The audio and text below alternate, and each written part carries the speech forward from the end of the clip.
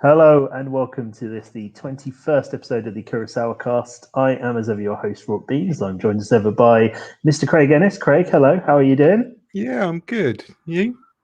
Excellent. Yeah, very good. Thank you. If this is your first time listening to the KurosawaCast, basically we're going through the films of Akira Kurosawa in chronological order.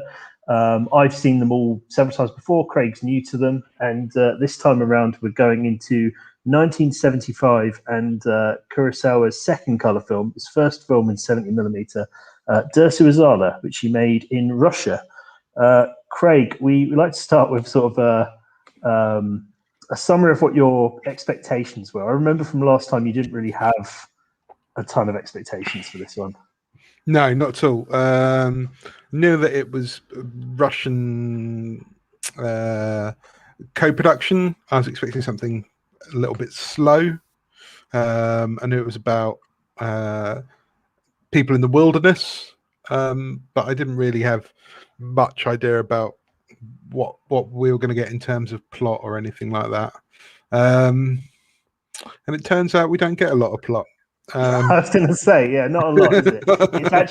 It's actually kind of got a little bit of an interval on it, or at least an end of part one comes up, and it basically could be divided along those lines into there's this group of Imperial Russian Army soldiers with an officer who are charting out sort of the uncharted territories in the kind of Russian Empire.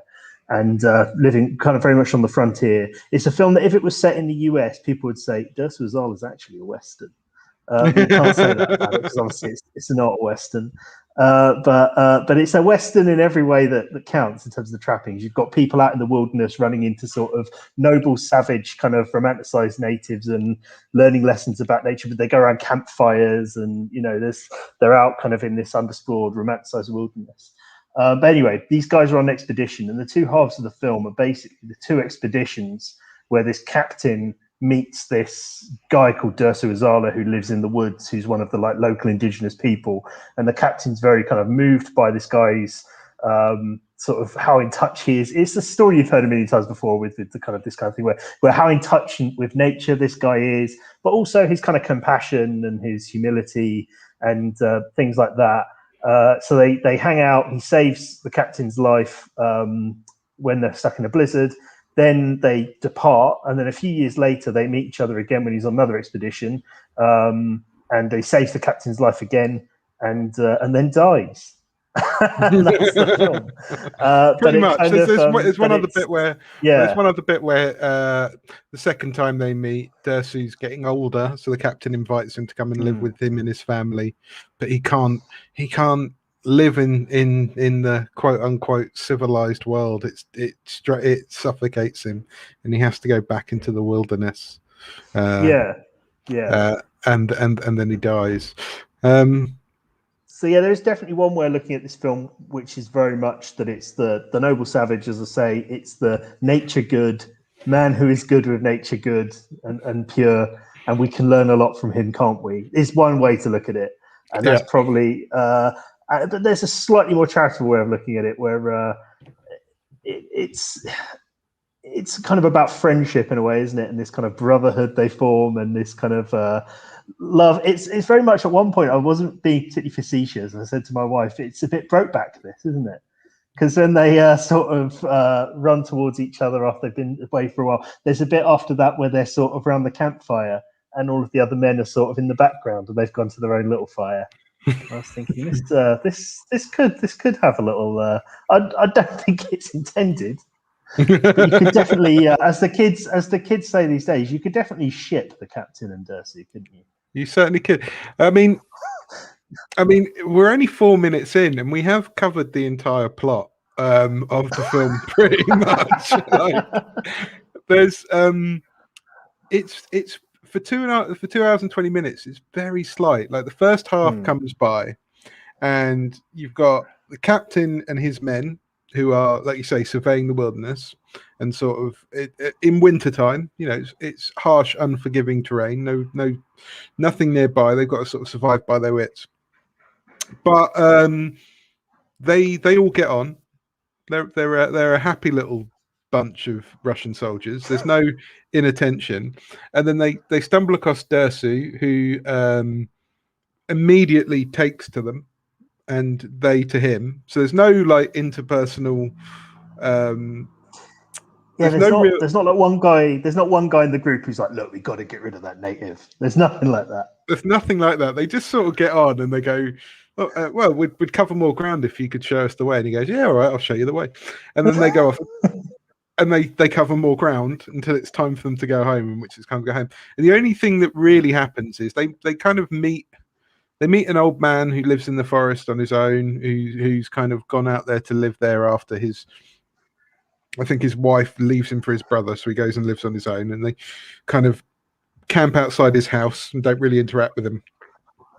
And then there's a scene where Dersu and the captain get caught in a blizzard, basically, when they're surveying as the night falls, and there's this mad dash to try and cut all this grass down and create a makeshift hut of grass and the kind of, I don't know what they're called, but that kind of tripod surveying machine that you see people about with.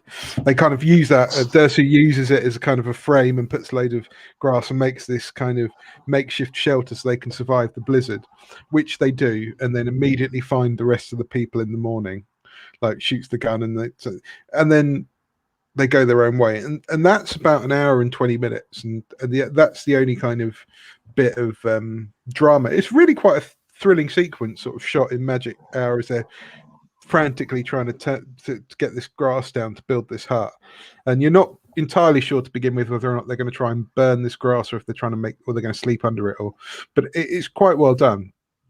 And then, like I say, they go their separate ways. It's kind of there's this timestamp that's just like 1902, and then it's end of part one, and it's part two. It's 1907. He has to go back, and he goes, "Well, a bit of luck, I'll run into him again." And then 15 minutes go by, and they don't run into him, and then they run into him.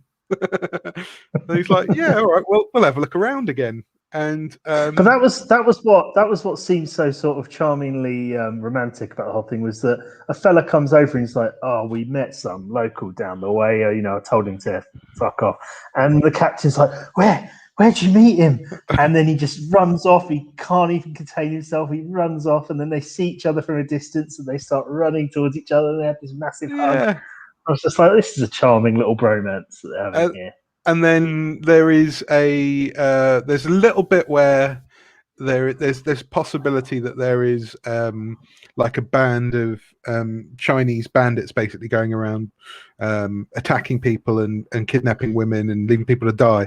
But another group of people come in and say, "Don't worry, we'll take care of it." Yeah, that's great, that bit. I like in that bit, one of the lines of dialogue I've written down is Dersu is he's really dismayed. He doesn't like when people, stereotypical sort of noble savage, he doesn't like when people waste stuff or are sort of unkind or careless with nature.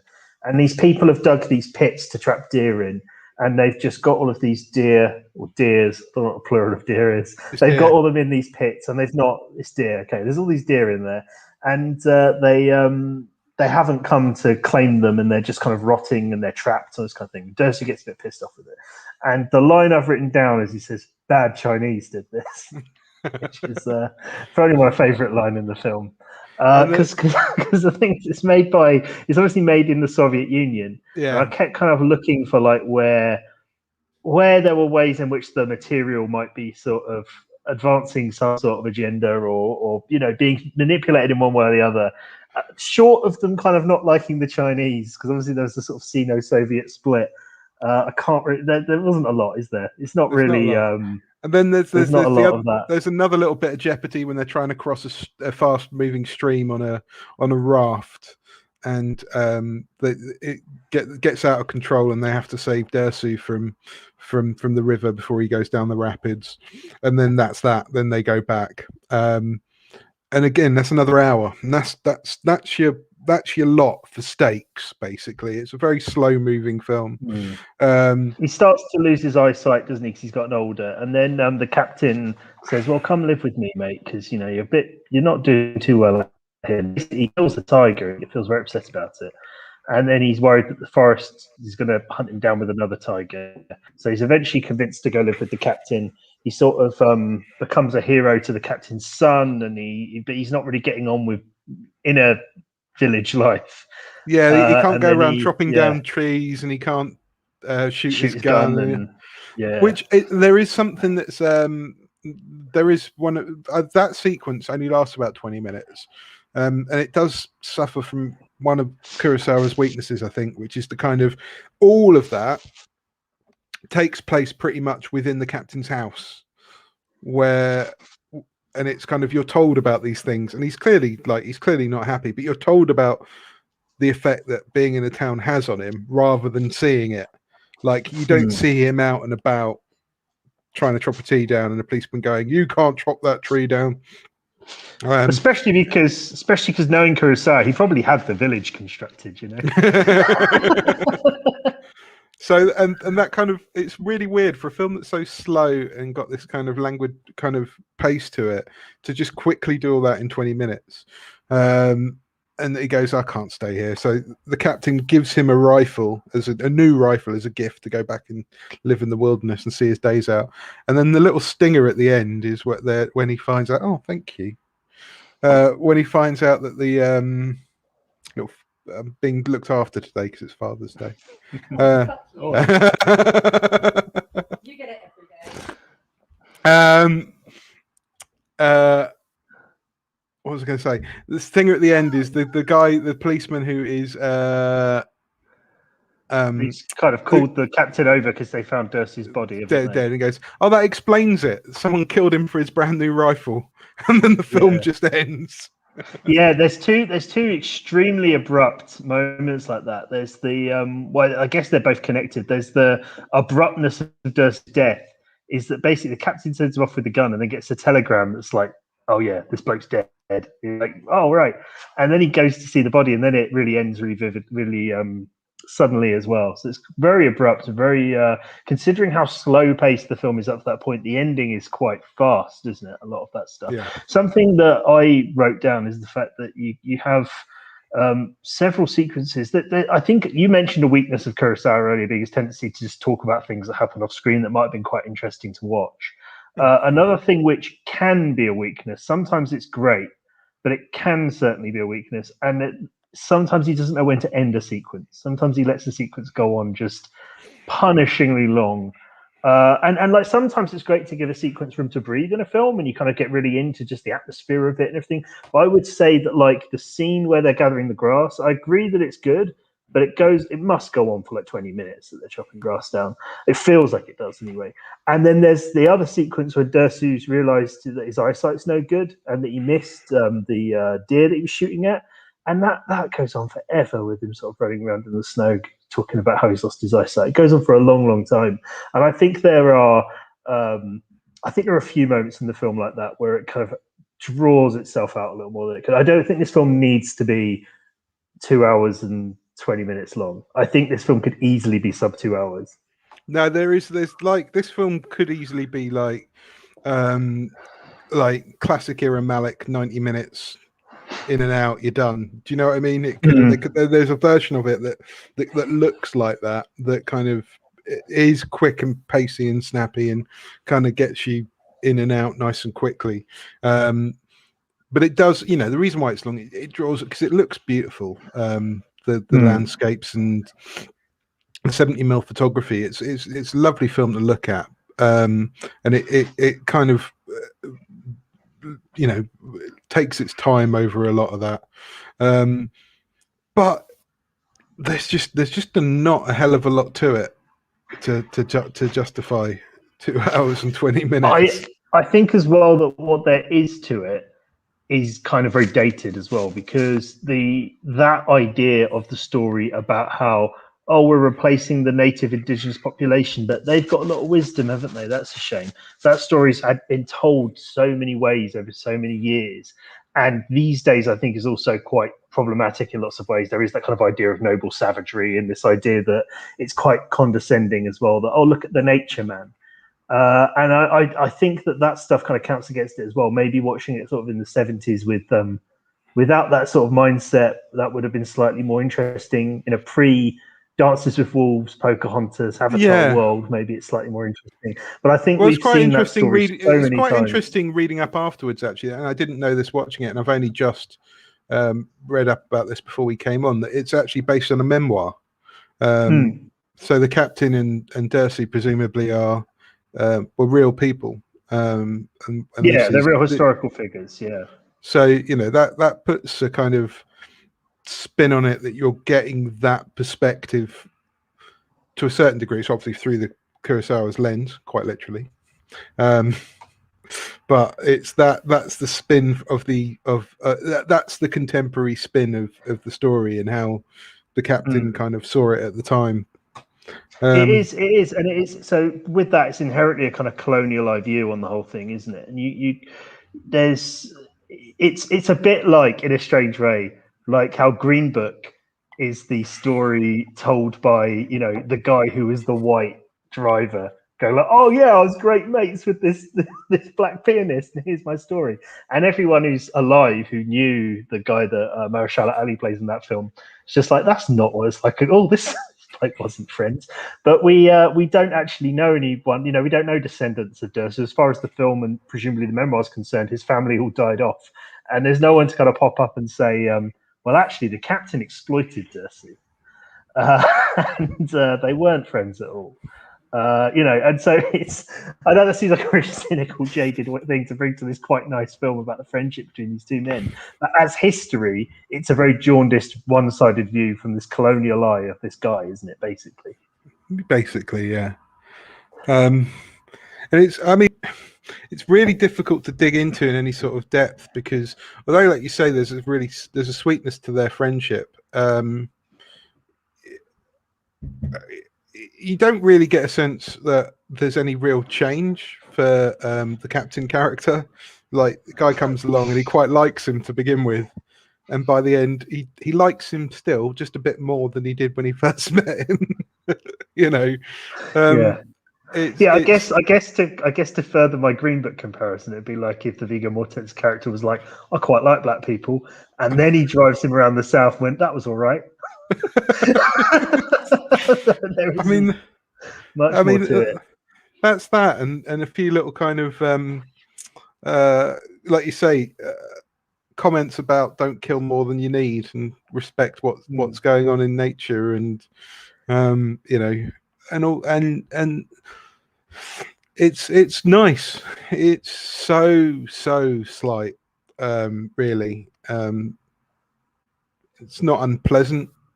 It's a bit long. Not unpleasant. It's really difficult. It's a really difficult film to get worked up about either way, really, isn't it? I think so. I think it's very mid-pack, isn't it, in terms of the filmography of Akira Kurosawa, I would say.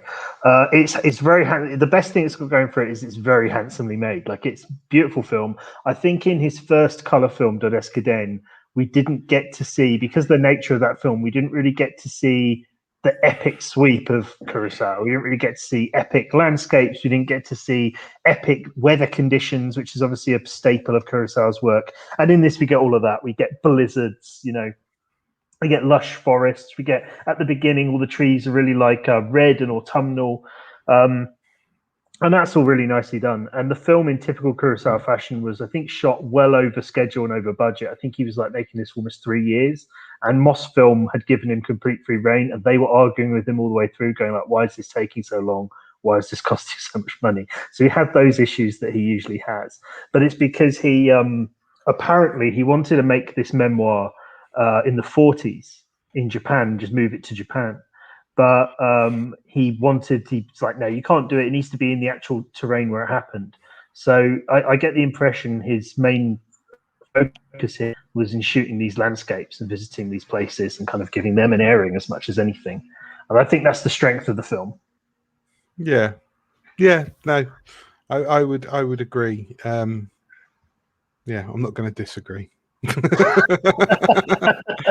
I do like it overall, but it's not. I mean, one of the things that I've kind of learned I watched a few little bits afterwards, and one of the things I saw on the Criterion channel was a little interview with like the idea that this one was distributed in the US by Roger Corman, and he says they asked him why they chose this one, and he said this is the one we could get hold of. Like there is an element of that. It's a bit like, I'm not sure if anybody would remember this or care for this if it didn't have Kurosawa's name attached to it. Not to say that it's not got its own merits and it's not enjoyable. Just it easily would have. I could easily see this of certainly outside of Russia, where the story's not as well known. I can see this sort of just falling into obscurity, if not being a Kurosawa film.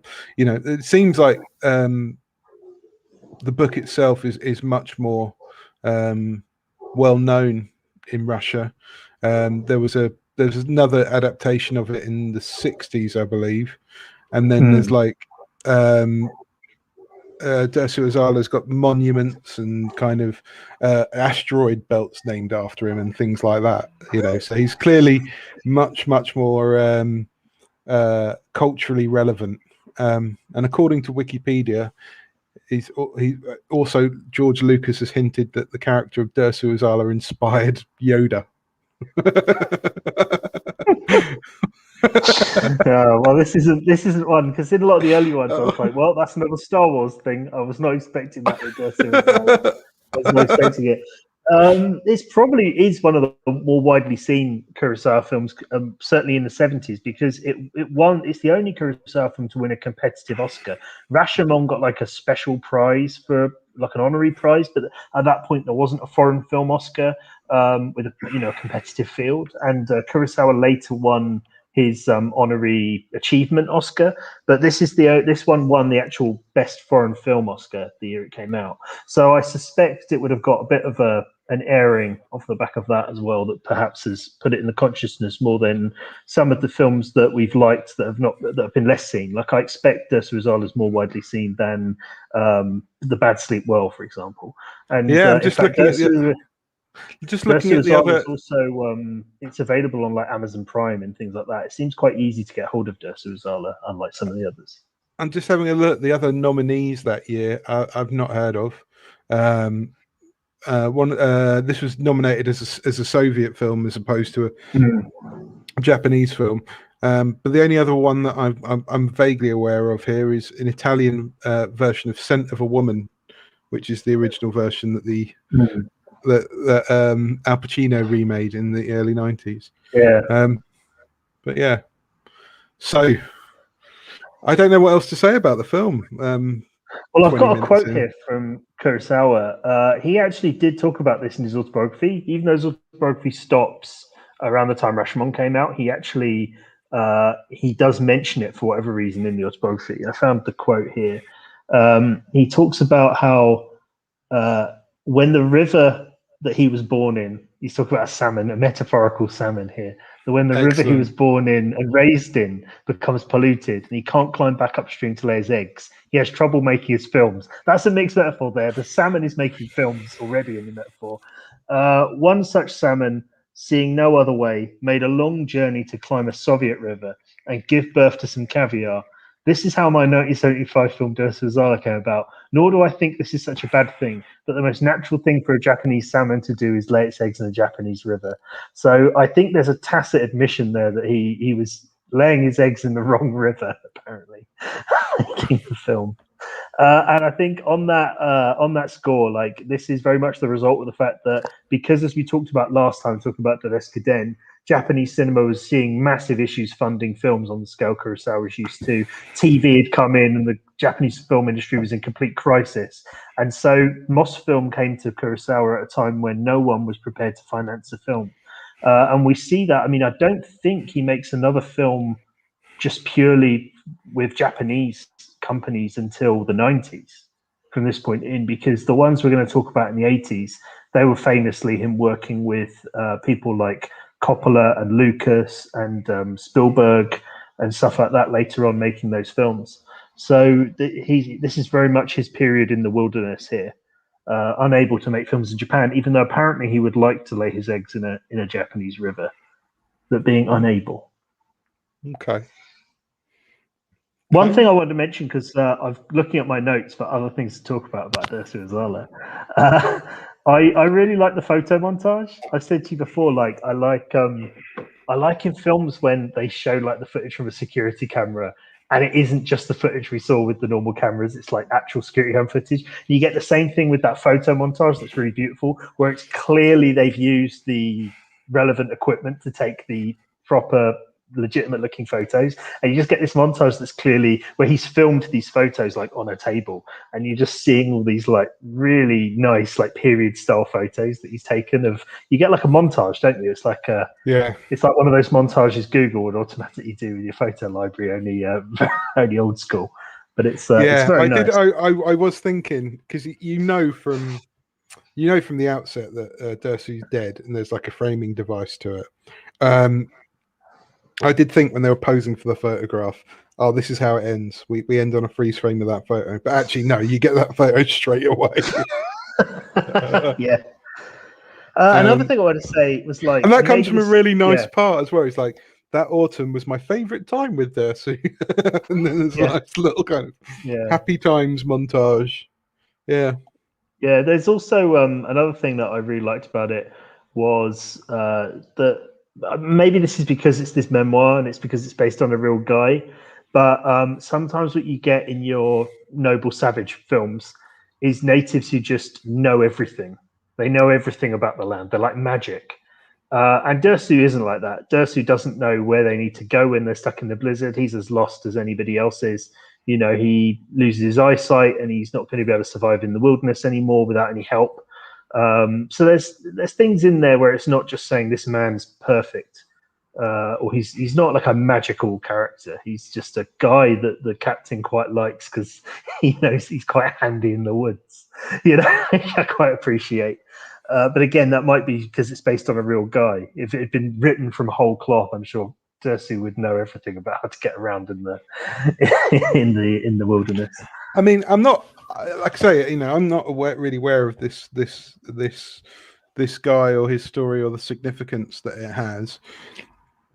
Like I say, there's the monuments and the I think they said that I was just reading that asteroid belt that was named after him was 1981. So it could even be that the cultural relevance has kind of faded over the last 40 years or so as well. But I you know, that's all speculation. I don't know.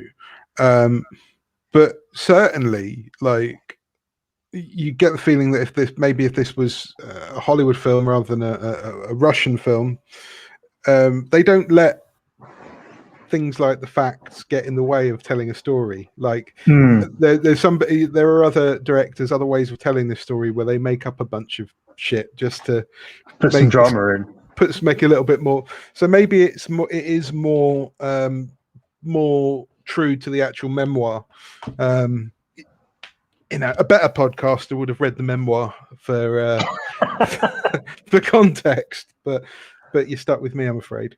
Well, I full disclosure, I'm on a little bit of a holiday at the moment, so I don't even have the Donald Ritchie book to read. So this is really half-assed on Dersu Uzala, but it's as you can gather, it's not one that we've got a super amount to say about anyway.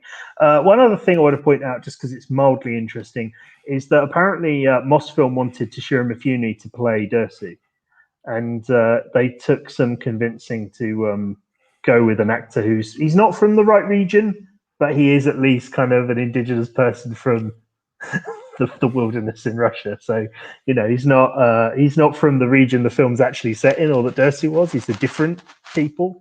I think he's a Tuva person, not a what's referred to in the film as a Goldie, but I think that term is now been different. I think they're called Nunai people.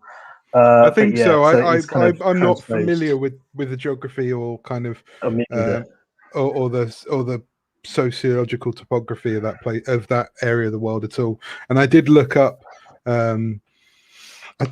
Goldie as a term, and I couldn't really find it. And my kind of suspicion was it's a term that isn't used anymore. I knowing nothing about it.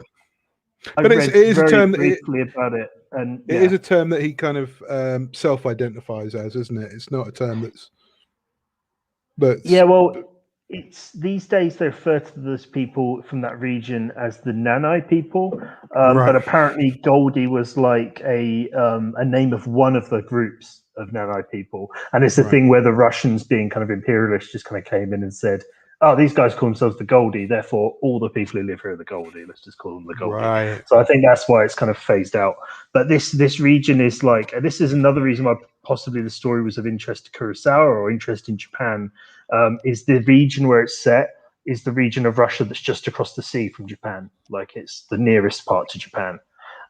So I suppose ethnically as well, the people there are more similar to Chinese and Japanese people, which, you know, you see in Dersu, even though he's from an area, the actor himself being a Tuva person is from an area kind of more near Mongolia. But anyway, they wanted Mifune to play the character, and not only did Kurosawa not want that, I think, because he wanted more authenticity, but they also knew Mifune. The Japanese people on the production team knew there was no chance getting Mifune to come to Russia for several years to make this film, so that was a non-starter. Would have been interesting. I don't think it necessarily would have been a great choice to have that. Yeah. So, you got any closing thoughts on it, Craig? No, not really. I imagine some images from the film will stay with me, but this feels, I don't know. It's strange how slight it feels, and it does seem to sit a little bit apart from the rest of his filmography. I don't know if that's just because it's to all intents and purposes a Russian film rather than a Japanese one. But there was this thing where we talked about Redbeard a few weeks ago. And I was going to say that's probably the closest. I was trying to figure out how it fitted with his kind of with his themes and the recurring kind of stories and whatnot. And Redbeard seemed to be the one that it kind of sat alongside the best, although still not particularly comfortably, in as much as it is a kind of a friendship, almost mentorship, but story. But it still didn't. In Redbeard, the young doctor learns things and changes. Yeah. But I was going to say, when we talked about Redbeard a few weeks ago, one of the things that I think happened for both of us in the talking about it was we both kind of, over the course of the podcast, realized we like Redbeard more than maybe we realized when we were watching Redbeard. And I think we ended the podcast with a greater appreciation for it and maybe wanting to watch it again at some point. I feel like the opposite has happened in this podcast, Dersu Uzala, because I gave it a kind of I think we both gave it like a 3 stars on Letterboxd, right? Yeah. And in the course of talking about it with you, I'm wondering what that was a bit far. I do think it's a very beautiful film. And that's basically the main thing going for it, I think. Where would you put it on the old high and low axis with enjoyment and appreciation? Where's it sitting more for you? Again, so it's an appreciation job. Slap in the middle. Slap in the middle. Okay. Yeah. Slapping it in the middle. Yeah. Draw 2 diagonal lines and where they meet. That's where Dersu Uzala goes. Okay, fantastic. So next time around, it's Kagemusha next, isn't it? It is Kagemusha next, yeah. That is right, isn't it? It's Kagemusha then Ran. Sometimes we got the Kagemusha Ran 1-2 coming up.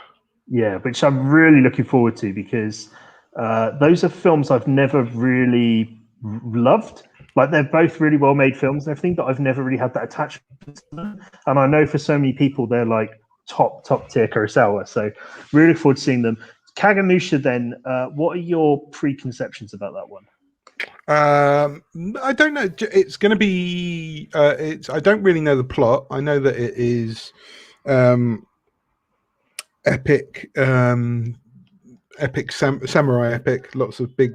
I'm expecting big battles. Not maybe. I know that's definitely. I'm definitely expecting that for Ran. I'm thinking that's what Kagemusha is as well. I've got a sneaking suspicion, though I'm not entirely sure that it's going to be a lot bloodier than what I'm used to seeing in the earlier samurai films. Like that kind of ridiculous last minute spray in Sanjuro. I think that comes back to full effect, but in glorious Technicolor, if I remember rightly. But I don't know anything about the plot from here on in. So we've got Kagemusha Ran, Dreams, Rhapsody in August, and Metadeo. I don't know anything about Metadeo. I know Rhapsody in August has got Richard Gere in it and is about people revisiting World War II. Dreams is the one you're really not looking forward to watching at all. And Ran is King Lear. And yeah. I don't know the story of King Lear. So yeah, I'm expecting two kind of similar epics, and then kind of a slow fade to black over the last three films. Is this you retiring what are your preconceptions segment? You're just like, look, that's what I know. I don't know anything from here on in. No, we'll still do preconceptions. But yeah, I kind of feel like it's these next two are the last big hitters as far as I'm concerned. And then so I'm looking forward to these. Do Kagemusha and Ran both star Tetsuya Nakadai, who you will remember from a few of his films later on in the late 50s, early 60s. He was probably most memorably, well, he was the guy with the gun in Yojimbo, and then in Sanjuro, he's the guy with all the blood comes out of him, and then in High and Low, he's the main like detective bloke. So you've seen a lot of Nakadai already. But yeah, he becomes the new sort of Mifune going forward into these next two films. But yeah, so we'll meet again and discuss Kagemusha. I imagine we'll get rather more mileage out of that one than we have with Dersu. But yeah, not one of the all-time greats. Not a bad film by necessarily any measure. No, not at all. But bit mid-pack. So yeah, that's us for this time, and we'll see you then in a few weeks.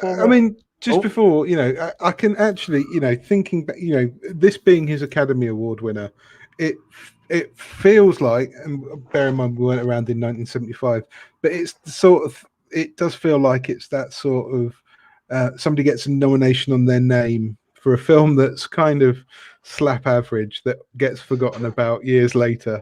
Absolutely.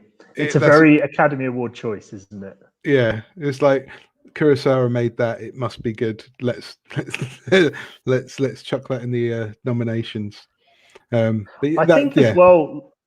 I don't know this for sure, but I think as well that a lot of the time he wasn't, because the way it works with the Best Foreign Language Oscar is your film gets submitted as that country's representative by some nebulous body somewhere, right?